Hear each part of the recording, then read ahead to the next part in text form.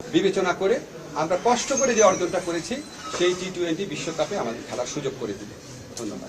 প্রথম স্ট্যান্ড হচ্ছে আইসিসিকে বুঝানো আমাদের যথেষ্ট শক্ত যুক্তি আছে, সেই যথেষ্ট শক্ত যুক্তি দিয়ে আমরা আইসিসিকে বুঝাবো।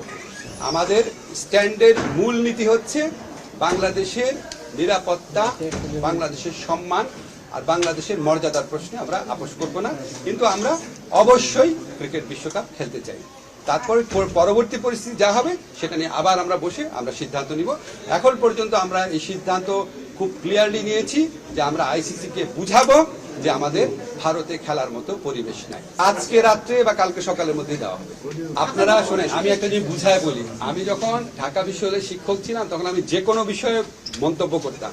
সেই জন্য আপনারা আশা করেন যে আমি যে কোনো বিষয়ে মন্তব্য করি, কিন্তু সেই এখতিয়ার যে আমার নাই এটা খেয়াল করেন না। আমি একটা নির্দিষ্ট মন্ত্রণালয়ের দায়িত্বপ্রাপ্ত মন্ত্রী, আমি কি এখন অন্য মন্ত্রণালয়ের দায়িত্ব সম্পর্কে বলতে পারি? ইনশাল্লাহ আগামী 1 মাস পরে আমি আবার সিভিল সোসাইটিতে পরিণত হব, আমি ঢাকা বিশ্ববিদ্যালয়ের শিক্ষক হব, তখন যে কোনো বিষয়ে মন্তব্য চাবেন আমি দিতে পারবো।